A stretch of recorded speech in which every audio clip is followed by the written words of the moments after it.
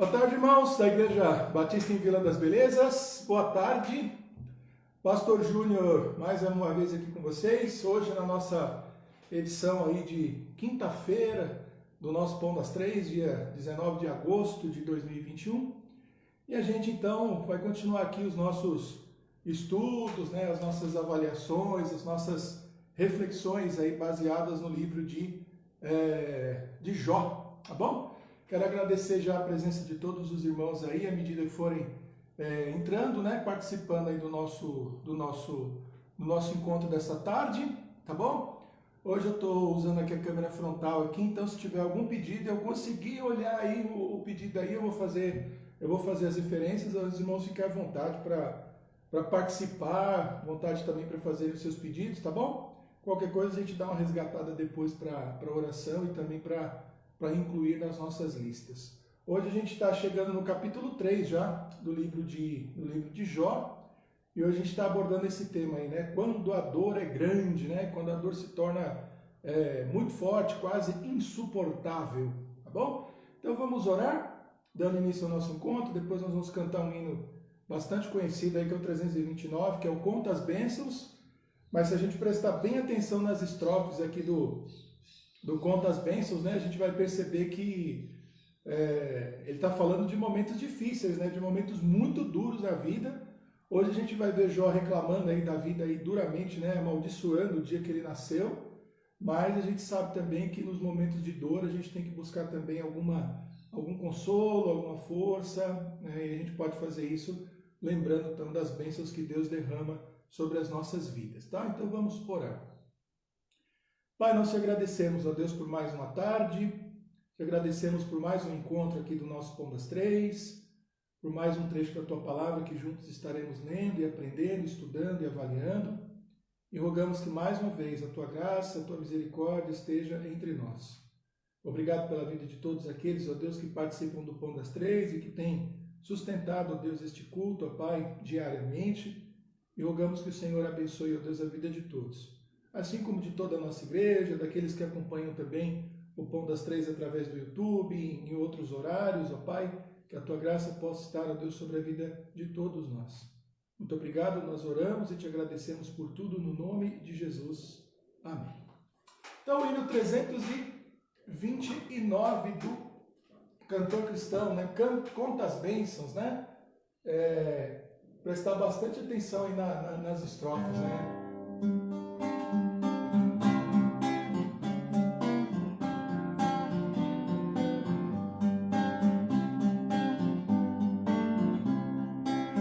da vida as vagas procelosas são, se com desalento julgas tudo vão, contas muitas bênçãos, dizes de uma vez, hás de ver surpreso quanto Deus já fez.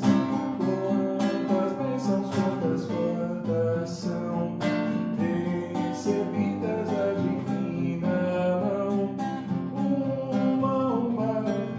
de uma vez, hás de ver surpreso quanto Deus já fez. Tens acaso mágoas, triste é o teu lidar, é a cruz pesada que tens de levar. Muitas bênçãos não duvidarás, em canção celeste o dia passarás. Quantas bênçãos, quantas são, recebidas da divina mão, uma, dizes de uma vez, hás de ver surpresa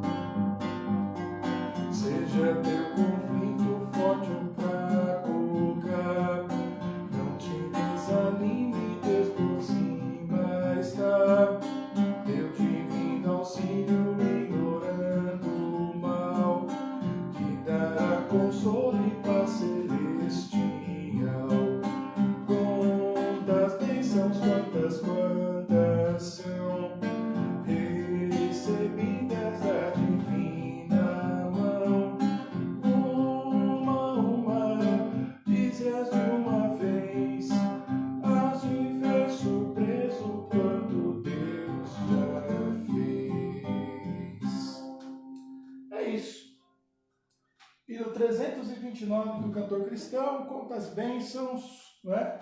O hino que é um hino alegre, né? É um hino que fala a respeito de bênçãos, né?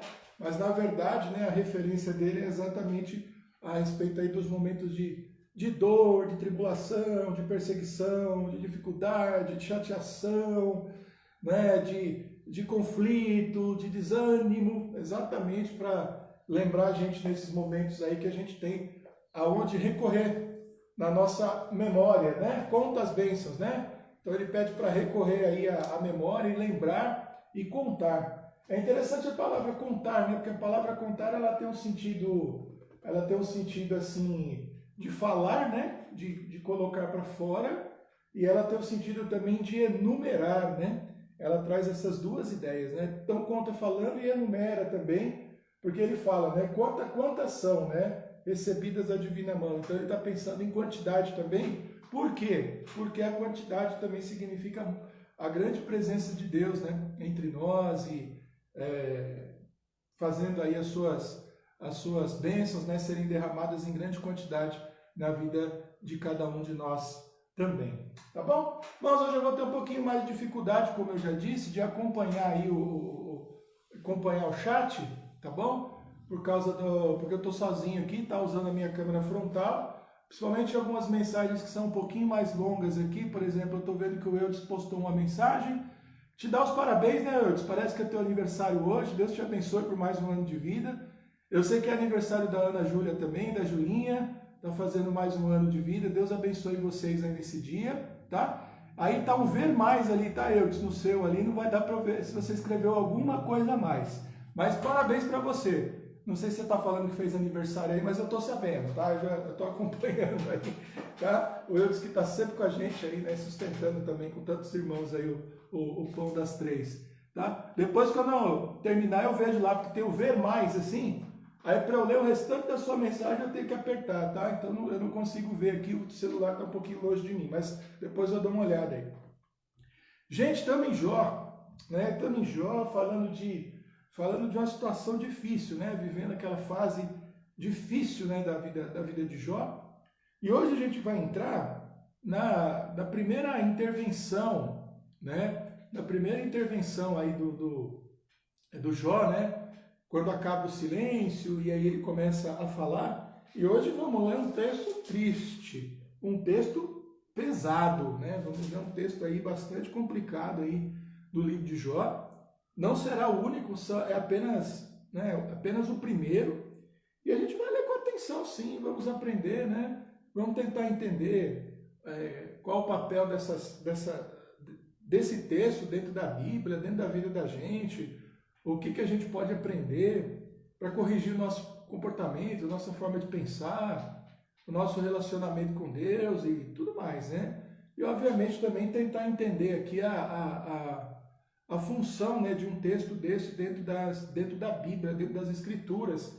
E vai ser muito interessante, porque são coisas que a gente não aborda com tanta frequência, a gente deveria abordar, porque a gente tem muita coisa para aprender, tá bom? Então, Jó capítulo 3, são 26 versículos, hoje é um trecho longo aqui, a gente vai lendo e comentando, fazendo aí as interferências, e depois eu quero mostrar a situação de Jó e comparar com talvez algumas outras passagens da Bíblia aqui, que talvez a gente abra, talvez não, mas fazendo referências, né, a todas elas. Então vamos orar.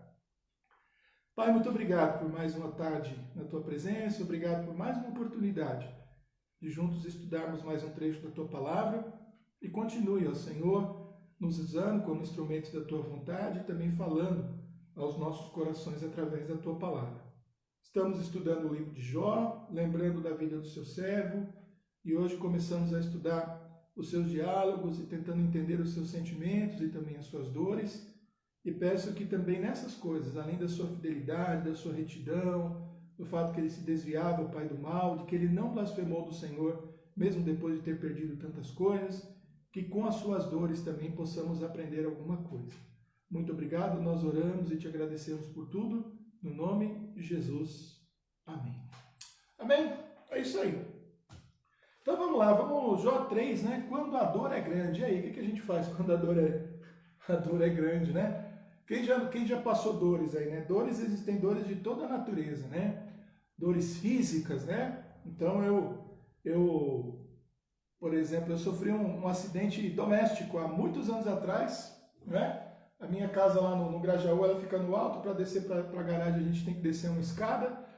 Eu ainda não tinha colocado as proteções laterais, era uma sexta-feira, estava tranquilo em casa, eu tinha esquecido a minha bolsa, a minha malinha, né, no carro, resolvi descer para resolver algumas coisas, a chuva tinha molhado a escada, eu estava descalço, né, porque eu sou de andar muito descalço, e aí eu tomei um tombo do primeiro degrau, 11 degraus, eu descobri quantos degraus tinha a minha escada naquele dia lá.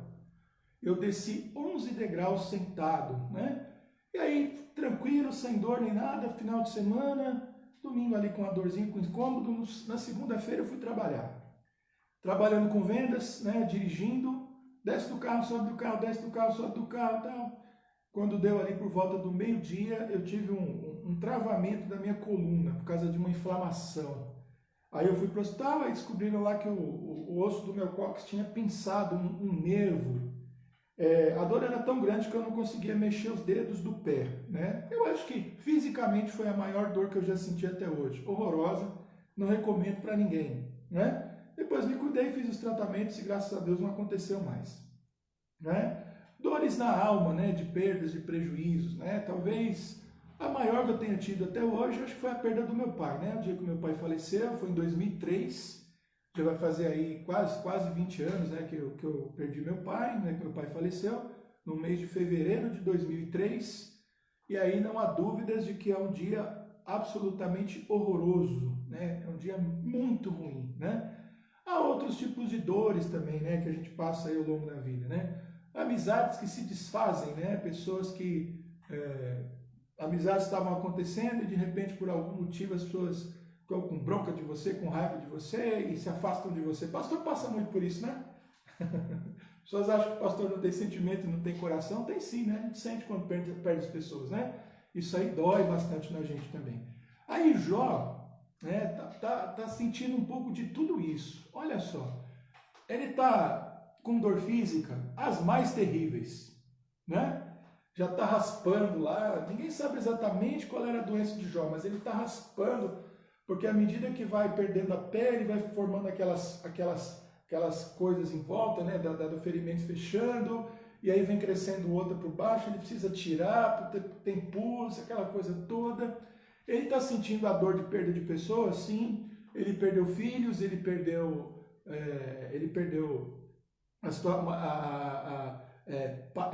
empregados, ele perdeu pessoas que talvez fossem do convívio dele ali do dia a dia, com certeza ele gostava delas, né?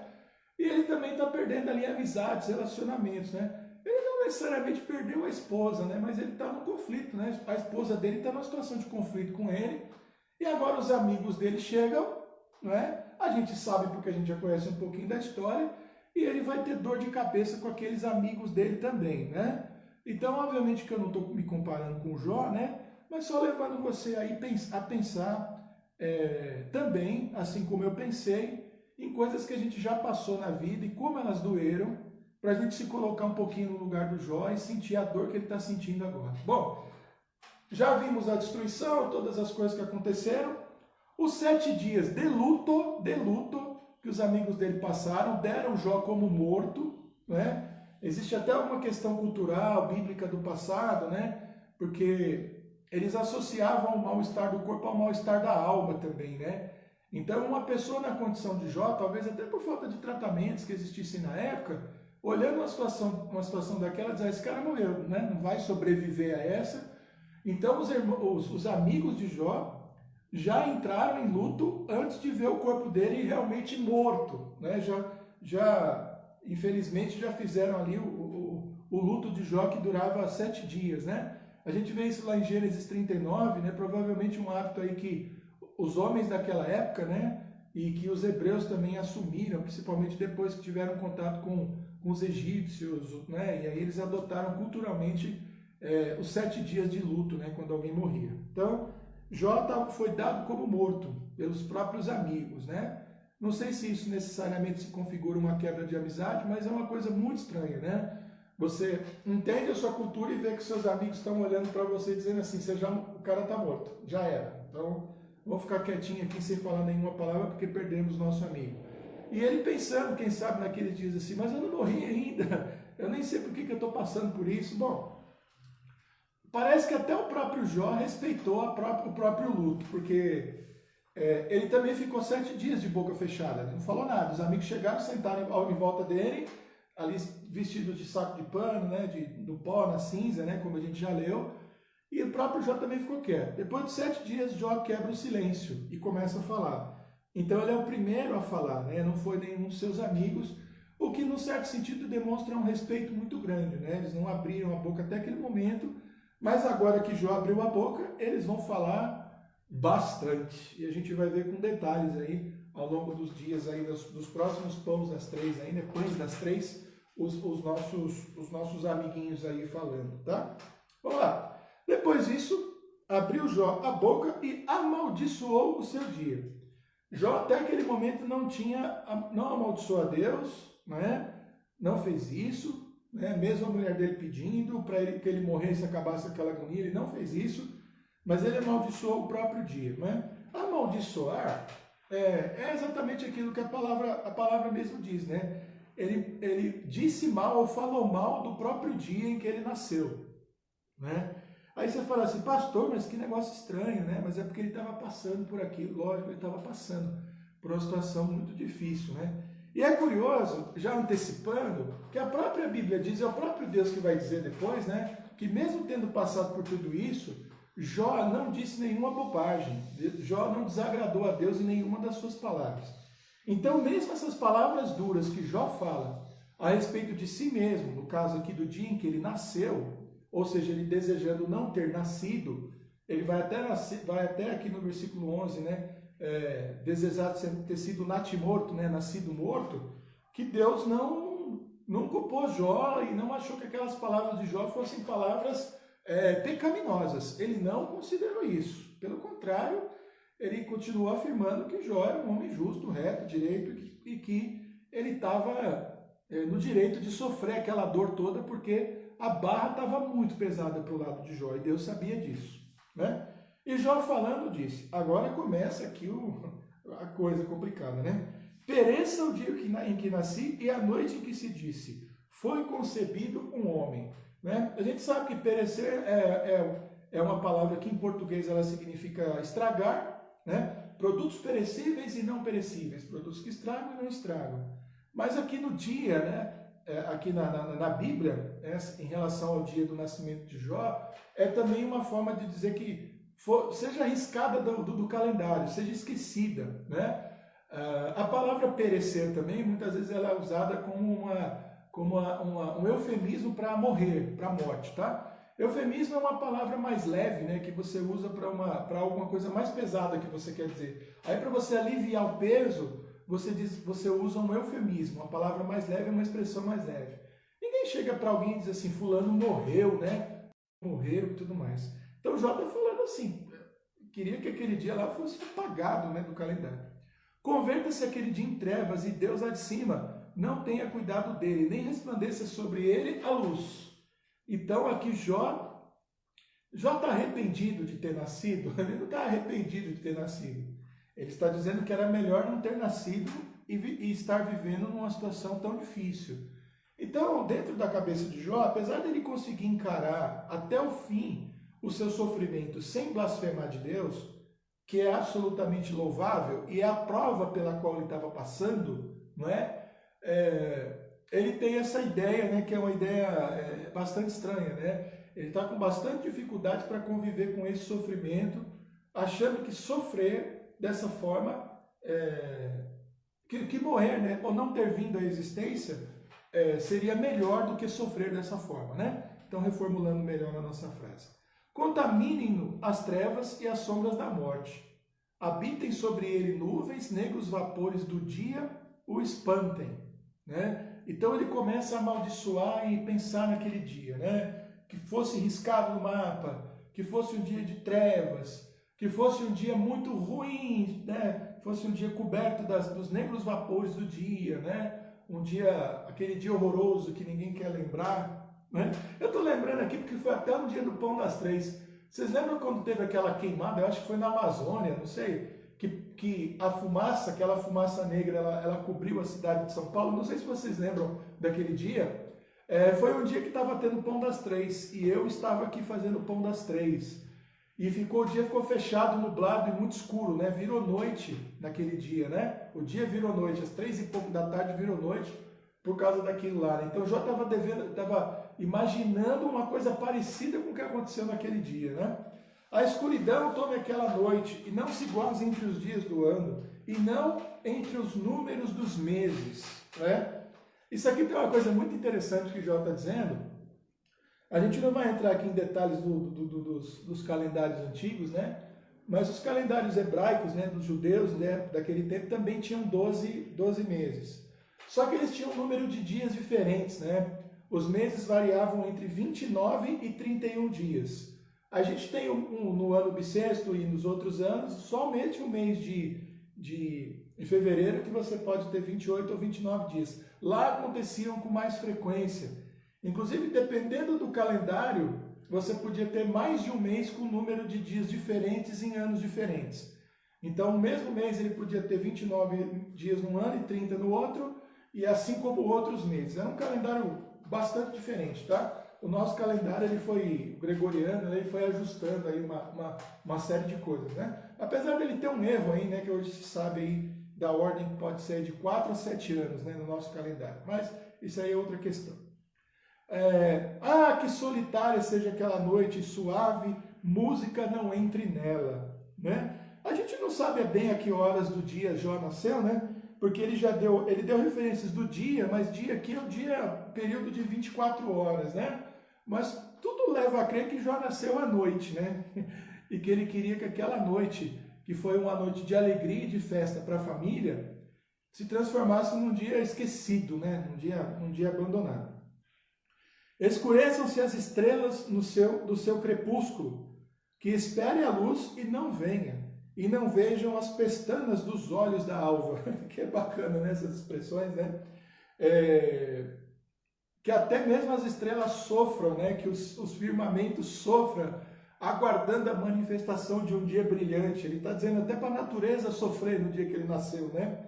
E não veja as pestanas dos olhos da alva, né? Que é quando o dia amanhece e vem aquele sol, e ele imagina que é como se a natureza, né, o tempo abrisse os olhos devagar, porque é assim que acontece, né, o nascer do sol.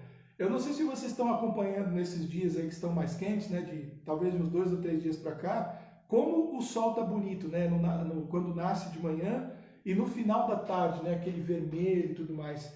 Então ele chega nessa virada do dia para a noite, da noite para o dia, como se a natureza estivesse abrindo e fechando os seus olhos, né? A luz aparecendo e a luz sumindo. Mas ele diz assim, tomara que ela não abra as suas pestanas, não se veja as suas pestanas abrindo, quer dizer, que não haja luz, né? Um jeito bem poético de falar que ele queria que fosse um dia de escuridão e terrível, né? Por que eu não morri? Por quanto não fechou as portas do ventre, nem escondeu dos olhos a canseira? Porque não morri eu desde a madre, e saindo do ventre não expirei, né? Aqui mais um eufemismo para não morrer, né? Expirar significa estar no fim, né? Seu prazo está expirando, significa seu prazo está acabando. Por que me receberam os joelhos, né? Por que os peitos para que mamasse? Aqui me receberam os joelhos, aqui dando uma ideia de como eram feitos os partos, né? Naquela época, né, muito provavelmente as mulheres, talvez até de cócoras, né, fosse aí uma postura mais usada, né, para o parto. Hoje as mulheres fazem deitadas, de cócoras, tem outros métodos também para os bebês nascerem. Então ele imaginando a mãe dele ali no momento de nascer e também dizendo assim, né, para quê, né, por que os peitos, né, por que os seus peitos cheios de leite para me amamentar, não precisava, né, dizendo tudo isso, né, porque já agora jazeria, estaria morto, mais uma expressão para a morte, e repousaria, dormiria, mais uma expressão para a morte, e então haveria repouso para mim, né? Então você vê aqui, ó, em 13 versículos aqui, vários eufemismos, né, para a palavra morte, né? Expirar, jazer, dormir, perecer, né? Jó trabalhando todas essas ideias aí, né? Ou com com os reis e conselheiros da terra, que para si edificam casas nos lugares assolados, ou como os príncipes que tinham ouro, que enchiam suas casas de prata, ou como o aborto oculto, não existiria, como as crianças que nunca viram a luz. Então ele dá uma descrição aqui terrível do que ele estava desejando naquele momento para si mesmo. Né? Ali os maus cessam de perturbar e ali repousam os cansados. Jó não tinha como a gente uma ideia tão completa da vida após a morte. Então, dentro daquela cultura, existia a ideia do Sheol, e o Sheol era o último lugar, tanto para justos quanto para ímpios. Né? Aqui ele está falando das grandes autoridades, ele está falando dos príncipes desse mundo. Então, a boa parte deles tinha a ideia de que morria, ia todo mundo lá para o Sheol e ficava lá dormindo, descansando, sem despertar. A vida tinha simplesmente acabado. Tá? Então, eles não tinham essa ideia tão elaborada que a gente tem hoje, né? E que a gente conhece a respeito da vida após a morte, da ressurreição da alma, de que as pessoas que morreram, elas estão em Cristo, elas estão vivas diante de Deus, né? Foi aquela resposta de Jesus para os saduceus, né? Porque Deus disse para Moisés, né? Eu sou o Deus de Abraão, de Isaac e de Jacó, né? Todas aquelas questões, né? Então ele tinha essa ideia de que se ele não tivesse nascido, seria uma situação, e aqui ele desejando que ele tivesse sido natimorto, que ele ficasse lá, nada, sem fazer nada, né? O Sheol como uma coisa de plena inatividade. Ali os presos juntamente repousam e não ouvem a voz do exator. Né? O exator aqui, no caso, é alguém que castiga, né? Alguém que persegue. Né? Então ele coloca que essa situação de morte é melhor do que estar vivo sendo cobrado, perseguido e pagando um preço por alguma coisa. Né? Ali está o pequeno e o grande, e o servo fica livre de seu senhor. Então, reforçando essa ideia de que ele achava que as pessoas iam para lá independentemente de quem elas fossem. Por que se dá a luz ao miserável? Uma pergunta longa. E vida aos amargurados de ânimo, que é a situação dele. Ele está falando dele mesmo, se sentindo miserável, amargurado de ânimo, que esperam a morte e ela não vem. E cavam em procura dela, mais do que de tesouros ocultos, que de alegria saltam e exultam, achando a sepultura. Então, ele está até se colocando aqui numa situação, né, de se achar melhor aqueles que caminham para a morte, né, do que a própria situação dele. Né? Porque ele não vai tirar a própria vida. Jó nem cogita isso, ele não pensa em fazer uma coisa como essa. Ele sente que a vida dele caminha para a morte porque ele está vivendo uma doença terrível, mas o dia da morte dele, dentro desse problema, porque ele não sabe quanto tempo Jó ficou passando por isso. Né? A gente sabe que ele passou todas essas dores, ficou doente, os amigos receberam a notícia e já tem pelo menos 7 dias que ele está assim. Vamos calcular que entre todas as desgraças e o adoecimento de Jó deu aí 1 semana, 2 semanas, mais 1 semana de silêncio. Então não tem um mês que ele está desse jeito, né? E ele acha que esse sofrimento todo, já passados já 1 mês, já seria suficiente para ter consumido a vida dele. E não consumiu, ele continua vivo, tá? Porque se dá luz ao homem cujo caminho é oculto e é a quem Deus o encobriu? Essa expressão encobriu não quer dizer, aqui não quer dizer que Deus o encobriu para guardar, mas quer dizer que Deus jogou sobre ele um manto, o encobriu, e Deus não olha mais para ele, não enxerga. Quer dizer, por que eu continuo vendo o dia nascer, eu continuo vendo os dias acontecer, se Deus não está olhando mais para mim? Se ele me encobriu dos seus próprios olhos para não me ver, para não me enxergar, se Deus não me vê mais? Isso é uma opinião de Jó, tá? Porque a gente sabe muito bem que Deus está ali no leito de amargura, de dor e de doença de Jó presente, ouvindo cada uma das palavras, não só da boca, mas do coração de Jó. Então esse é uma declaração, são declarações dos sentimentos de Jó, tá bom? E que Deus, mais uma vez, não jogou na cara dele, não ficou bravo com ele porque ele disse essas coisas não, tá? Ele disse que ele não pecou nas suas palavras. Inclusive ele vai pedir depois, como eu vou sempre lembrar aqui, para Jó orar, interceder pela vida dos seus amigos. Né? Porque antes do meu pão vem o meu suspiro, e os meus gemidos se derramam como água. Antes do meu pão, né, quando ele desperta pela manhã, e na verdade parece que ele nem está dormindo mais, então antes dele comer o café da manhã, ele já lembra da dor. Né? Se ele estava conseguindo dormir, e é claro que ele dava alguma cochilada, o corpo dele não aguentava, ele acabava dormindo de alguma forma. Quando ele despertava, a primeira coisa que ele lembrava era: tô doente, tá doendo. E só depois ele lembrava de estar com fome e que ele precisava comer alguma coisa. Por isso que ele diz isso. Porque o que eu temia me veio, e o que eu receava me aconteceu. E aqui Jó revela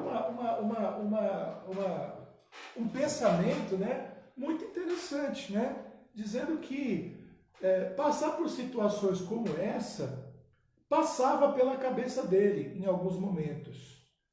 E ele diz que imaginar ficar tão doente, tão mal. Aí, aqui tem algumas coisas que a gente precisa ler, tá bom? Precisa entender de tudo que Jó está dizendo. Porque Jó não está reclamando só da doença dele. Ele está reclamando da doença, das dores, das perdas financeiras. E já apareceu aqui no texto, como no versículo 23, um sentimento da ausência de Deus, que é falso. A gente vai descobrir depois, mas Jó ainda não sabe. Nós estamos no capítulo 3 ainda. São 42 capítulos. Mas essa saudade de Deus, vamos dizer assim, né? Esse vazio de Deus que ele está sentindo, parece que Deus foi embora e não está cuidando mais dele, é uma das coisas que entra na conta. Então, ele é um homem que se sente absolutamente arrasado. Ele está sofrendo fisicamente e espiritualmente. Ele está doente no corpo e a alma dele começa a adoecer porque ele acha que Deus o largou, Deus o abandonou. Então é por isso que ele diz, porque o que eu temia me veio, e o que eu me receava aconteceu. Nunca estive descansado, nem sosseguei, nem repousei, mas veio sobre mim a perturbação. E aí é que o texto também deixa bem claro que o temor de Jó o levava a ter uma vida santa. Então ele também entendia de que ele precisava andar de forma sincera, verdadeira e reta, porque ele não queria ser punido por Deus de forma alguma. Mas ele foi, mas não por isso, tá? Então Jó vai entrar numa crise por quê? Tem alguma coisa na equação dele, tem alguma coisa no entendimento dele que ele ainda não tinha aprendido, e ele vai aprender, e nós também vamos aprender até o final da leitura do livro, né? Então, isso significa que Jó estava errado de ter o temor de Deus, de ter medo de Deus. O pastor Zé falou disso ontem, né? Ontem no culto, né? Falando da reverência, do temor, do respeito, né? E a gente sabe que esse temor, né, que é o temor de Jó, ele tem os dois lados, né? A gente respeita a autoridade de Deus, mas a gente tem o temor dele, né? Porque Jesus mesmo ensinou isso, né? A gente não deve temer os homens, né? Temer aqueles que podem tirar a vida do corpo, mas a gente tem que temer antes aquele que, além de poder tirar a nossa vida do corpo, né? Tirar a vida do nosso corpo, ele pode também lançar a nossa alma no inferno. E quem é esse que pode fazer isso? Não é o diabo, é Deus. Tá? Então, temos que ter esse temor de Deus. E os verdadeiros homens de Deus, incluindo Jeremias, né, que a gente está estudando com o pastor Israel nas quartas-feiras, ele tinha esse temor de Deus, né? Ele tinha um amor muito grande por Deus, que o levava a fazer a vontade de Deus, e ele temia a Deus também por saber do seu poder e da sua grandeza. E Jeremias sabia tanto disso, né, que sabia que Deus ia castigar o povo dele. Ele sabia que isso ia acontecer, né? Então, essas coisas são muito importantes. Então, e aí, quando a dor é grande, né? A gente está vendo o Jó aqui se questionando, reclamando. A gente já sabe que Deus não vai colocar isso na conta dele. Agora, esse tipo de texto, né, de queixa, de reclamação, é muito comum nos homens da Bíblia, tá? Principalmente, eu vou colocar aqui principalmente, mas não exclusivamente, em livros como o livro dos Salmos, né? O livro 1 dos Salmos, que é o livro que vai ali do capítulo 1 até o capítulo 41, né? Ali chegando no 42, e na verdade, né, do capítulo 3 ali até o 42, que é o livro 1, estão a maioria dos textos escritos ali são de Davi, né? Poucos ali não tem a mão de Davi, né? Acho que o Salmo 12, o 15, acho que o 29, o 35, o 41, eu acho, não vou lembrar todos aqui de cabeça agora. Eles não estão lá, Salmo de Davi, mas existe uma boa chance de que sejam também salmos escritos por Davi. Boa parte dos salmos, né? Os salmos a gente pode ler de duas formas, né? Ou eles são canções e hinos, ou eles são orações, né? Para serem decoradas. Então, boa parte do livro 1 dos salmos é composto por orações de Davi. E boa parte delas é Davi vivendo situações muito difíceis. Por exemplo, ele sendo perseguido pelo Absalão, né? E vivendo nos montes, como pode ser ali, sei lá, o 9, o 10, o 12, o 35, né? A gente tem salmos penitenciais em que ele está reclamando de como está sendo duro o peso do pecado sobre a vida dele, como o Salmo 32. Aí tem o Salmo 51 também, mas já está no livro 2, né? Ele reclamando, né, de outras perseguições que ele pode ter sofrido de Saul, porque ele foi muito perseguido por Saul, e por aí afora. E ele fala ali, né, das suas dores, ele fala ali do sentimento que ele tinha de perda de salvação. Não que ele tenha perdido a salvação, mas o sentimento que ele tinha, porque ele perdeu o gosto, né, o sabor, a alegria de sentir a salvação que vem de Deus, né? Então, olha que interessante.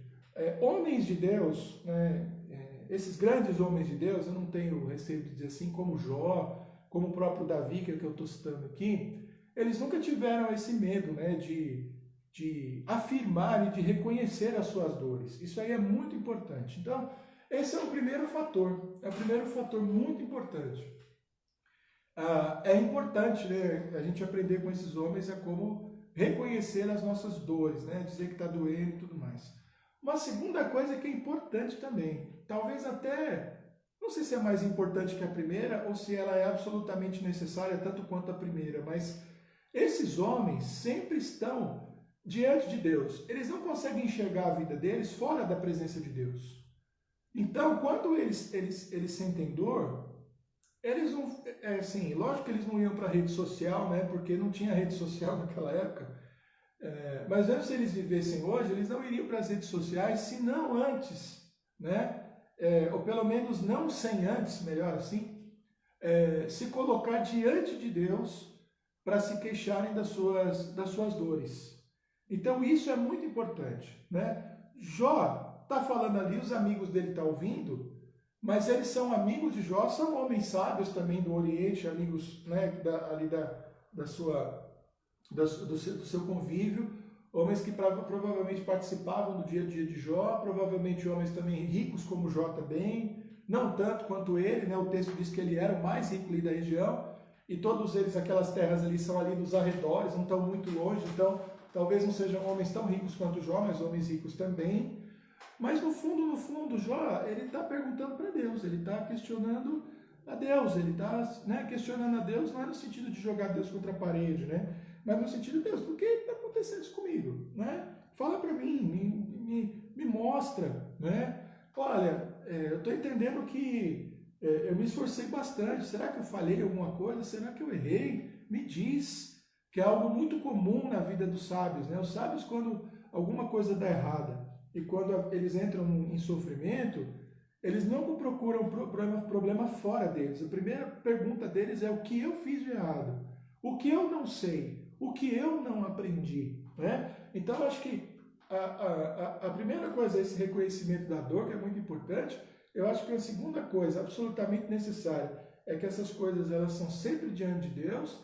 E uma terceira, no caso de Jó não tinha, né? Mas pode ter no caso da gente. A gente não é Jó, a gente não é perfeito que nem esse camarada, né? Tentar descobrir o que está de errado, o que tem de errado com a gente, tá? A gente vai aprender pelo livro de Jó que nem sempre a gente sofre porque fez alguma coisa errada. Nem sempre as coisas estão dando errado na vida da gente porque a gente fez alguma coisa errada, porque a gente está numa guerra, numa batalha espiritual. O diabo está tentando passar a rasteira na gente e derrubar a gente. E isso também traz sofrimento, não podemos perder essa perspectiva. Mas o autoexame, o que tem errado? Pode ter alguma coisa errada comigo? Parar e pensar, pode ser algo assim, muito importante. Tá? Eu acho que uma quarta aqui para fechar, a gente aprende com Jó, isso aqui é curioso, né? Que Jó, ele não desprezava os próprios medos. Né? Ele não desprezava os próprios medos. Ele tinha medo que isso acontecesse, mas ele não pensou que não pudesse acontecer com ele. São duas coisas diferentes. Eu tenho muito medo que alguma coisa aconteça comigo exatamente porque eu sei que pode acontecer. Era assim que Jó pensava. Eu acho isso de uma sabedoria muito grande, porque há muitas pessoas que vivem como se elas nunca fossem morrer, nunca fossem ficar doentes, como se elas nunca fossem ficar sem dinheiro, como se elas nunca fossem perder amizades. Então, o que que elas não fazem? Elas não zelam por absolutamente nada. Jó, por ter esse temor, ele viveu uma vida extremamente zelosa.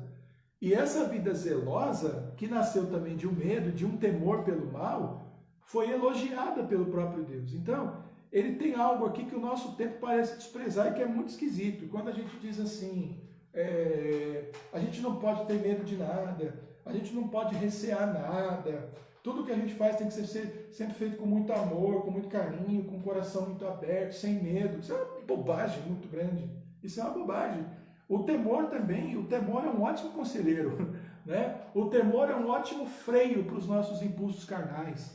O temor é um ótimo freio para os nossos impulsos orgulhosos, tá? Então isso também é muito importante. E o nosso amigo Jó, nosso irmãozinho Jó, não precisamos ter medo de dizer isso, ele ensina para a gente essa lição também. Os benefícios do temor, os benefícios de saber que tudo o que acontece com qualquer pessoa pode acontecer com a gente.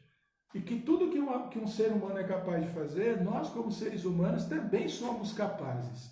E isso é um freio muito bom que Deus põe na gente, que o Espírito também trabalha no nosso coração. Tá bom? A gente ainda tem mais coisa para explorar. Aliás, nem começamos, para ser sincero, né? Mas olha só, vamos longe, tá? No próximo encontro a gente vai no Ele Faz, tá bom? Vamos aí no Ele Faz. É isso aí, nós temos aí os motivos de oração. A gente vai ler nossa listinha de oração agora, né? Os muitos pedidos. Eu acho que está relativamente bem atualizado aqui, né? Eu peguei a lista aí, a última lista aí que a Socorro carinhosamente colocou para a gente aí no grupo das mulheres. Ela já tinha dado uma atualizada e eu acrescentei mais algumas coisinhas aqui também que eu vi, tá? Não sei se apareceu alguma coisa no chat aí, mas não vou conseguir ver hoje, tá? Depois a gente dá uma olhada. Então vamos lá. Dois motivos aqui de gratidão. Aliás, tem mais aqui, né? Vamos alternando. Pastor Marçaf, né, compartilhou aí que o irmão Flores, né, a irmã Helena, passaram aí por vários exames aí nesses dias, o cardiologista, viram aí outros, né? E que a situação de saúde dos dois é muito boa, né? Os dois são duas crianças aí, dois recém-nascidos com 87 anos de idade, né? E é muito bom saber que o irmão Flores e que a irmã Helena estão bem de saúde, estão preservados. Isso é motivo aí de alegria para os nossos corações. A Helena, né, que é aquela menininha de 4 anos de idade, que a gente já está orando por ela há alguns dias, um pedido da Thalita Vitor, né, que foi internada com uma situação bastante grave ali no pulmãozinho e tal, teve alta, tá, e já está em casa, tá? Então, graças a Deus, foram dias aí difíceis para ela, para a família, e passaram, ela está bem, está em casa, tá?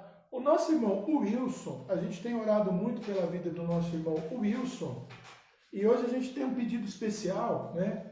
Agora às 3 da tarde, e aí a gente ainda não sabe, né? Pode ser até que tenha alguma notícia aí pelos grupos correndo, mas eu não tenho como ver.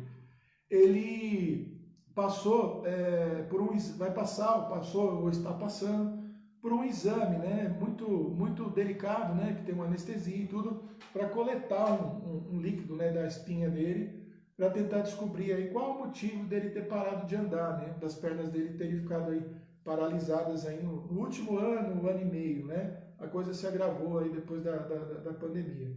Então vamos orar para a vida do Wilson, do nosso irmão Wilson, tá bom? O pastor Isaías e o pastor Márcio estão acompanhando ele nessa consulta. Semana passada a gente esteve lá com ele também acompanhando. Semana passada não conseguiram fazer o exame, aí ele precisou fazer uma alteração lá na medicação. Então a gente também está na expectativa aí de saber se essa alteração também deu certo ou não, e se hoje ele vai conseguir fazer o exame. Pedimos a Deus que consiga, porque esse exame é muito importante para determinar o que ele tem, ou pelo menos para eliminar as possibilidades, né? Então, E graças a Deus, irmãos, oremos agradecendo ao Senhor também, porque o irmão Wilson foi abraçado por uma equipe médica ali do hospital do Boi-Mirim, que se interessou pelo caso dele, e é um grupo ali de médicos ali, né, chefiado por um médico mais velho, tem um grupo, e eles estão em cima ali tentando descobrir o que ele tem. Isso é bênção, tá? Bênção de Deus. Pastor Márcio Silva também colocou no grupo dos homens, né, atualizando, que a mãe dele, né, a dona Severina, continua internada, sem previsão de alta. A irmã Renilde, que é a esposa do pastor Genésio, está aguardando uma vaga para internação novamente, né? Ela teve Covid e está aí, infelizmente, passando por sequelas, aí, por algumas fases difíceis por causa do Covid, porque ela contraiu uma infecção hospitalar, tá? Que infelizmente é comum, né? Infelizmente, nas vidas de pessoas aí que ficam internadas. Então vamos continuar orando pela nossa irmã Renilde, tá? O Edinaldo, amigo da Hélia, continua hospitalizado. O pastor Israel também deu uma atualizada na situação do Nanau, acho que foi ontem ou terça-feira, não vou lembrar aqui, né? E vamos continuar orando pela vida dele, né? Já está internado há 4 meses, né? Se não me falha aqui a memória.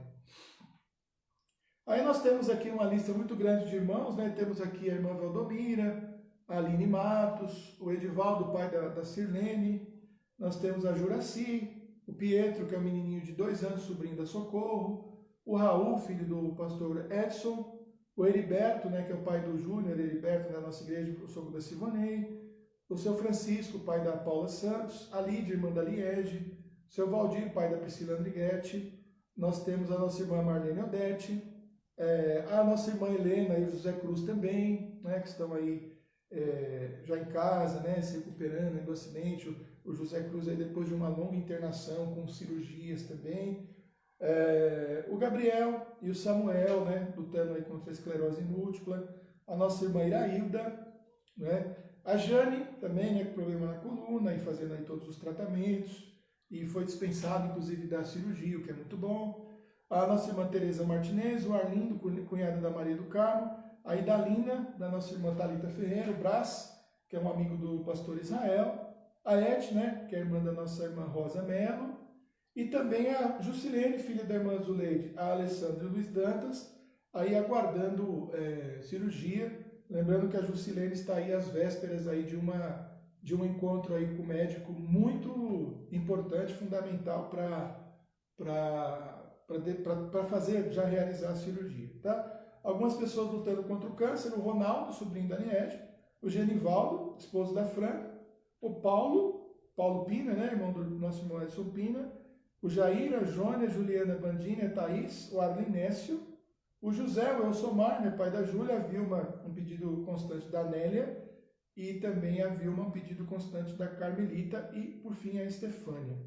Na nossa lista também, né, tá aqui orar pelo Afeganistão, né, os irmãos lá sendo perseguidos, aí os irmãos têm acompanhado aí a gravidade da situação lá no Afeganistão por causa do Talibã, os missionários, famílias, pastores e também o retorno às nossas atividades presenciais no dia 5, né, no dia 5 de setembro, está se aproximando aí já a nossa volta às atividades presenciais. Não vai ser uma volta plena, tá? Nós vamos ter aí 120 pessoas por culto, tá? Não vai ter comunhão, não vai ter cafezinho, não vai ter bolachinha, não vai ter conversinha de corredor, não vai ter nada dessas coisas, não. Nós vamos precisar nos cuidar aí, porque graças a Deus os números do Covid estão baixando, mas só dá para dizer que está resolvido o dia que não morrer mais ninguém, não tiver ninguém mais internado, tiver todo mundo vacinado tá? E a gente ainda está um pouco longe de uma coisa tão boa assim, mas caminhando para ela. Então, precisamos ter cuidado, porque essa doença ela continua sendo uma doença terrível, né? Grave, né? A gente nunca sabe, né? Eu tenho insistido muito nisso, né? Para aqueles que ficam doentes, a gente nunca sabe como o nosso corpo, né, vai reagir à doença, né? Então não dá para brincar, né? Não dá para brincar mesmo. É isso aí, gente. Então vamos orar. Orem comigo aí nesse momento, né? Pela vida de todos esses irmãos, pela vida de tantas pessoas aqui lutando por sua saúde, outros também vivendo momentos aí de cura, de restauração e de saúde, e isso também é motivo de louvor e de alegria para nós. Vamos orar. Pai, nós te agradecemos, ó Deus, no nome de Jesus, pela vida, ó Pai, de todos os irmãos citados nessa lista. Obrigado também pela vida de todos os seus familiares. E te agradecemos porque o Senhor tem levado a sua igreja a orar por essas vidas diariamente, incessantemente, acompanhando, ó Deus, e também desejando, ó Pai, a saúde e a restauração, ó Pai, de todas essas vidas. Te agradecemos, ó Pai, pela recuperação da pequena Helena, da criança, que já foi para casa. Te agradecemos pela vida da irmã Helena e do irmão Flores também, que estão, ó Deus, gozando de saúde, ó Pai, nesse momento, com os exames, ó Pai, dando ali, apontando, ó Deus, um bom estado de saúde. Te agradecer porque o Senhor os tem guardado, os tem protegido. Também oramos, ó Pai, pela vida do nosso irmão Wilson, que está no hospital nesse momento, ó Pai, talvez até já realizando um exame muito importante para a investigação dos motivos que levaram ele a perder o movimento das pernas. E eu peço que o Senhor continue abençoando a vida dos médicos, da equipe que o Senhor preparou para cuidar, ó Pai, do nosso irmão Wilson, e que eles possam ser bem-sucedidos, ó Pai, na busca, ó Pai, pelos motivos e também no tratamento, ó Pai, correto do nosso irmão Wilson. Continue abençoando a dona Severina, que continua internada sem previsão de alta. Peço que a tua misericórdia, ó Deus, a acompanhe ali. A nossa irmã Renilde também, ó Pai, que já venceu o Covid, mas nesse momento luta contra uma infecção, ó Deus, hospitalar. E peço que ela consiga, ó Pai, um quarto, ó Deus, um lugar adequado, ó Pai, ali no hospital, para ser devidamente internada, para fazer, ó Deus, esse tratamento, para que a sua saúde possa ser plenamente restaurada. Abençoe a vida também, ó Pai, nos lembramos aqui daqueles que estão fazendo aniversário hoje, o Eudes, a Júlia, e porventura outros irmãos também, que seja um dia de bênçãos, de alegria, de comunhão com os familiares, de confraternização com aqueles que são mais próximos, ó Deus. E te agradecemos porque completar mais um ano de Deus de vida é também, ó Deus, uma bênção grande que o Senhor, ó Pai, nos concede.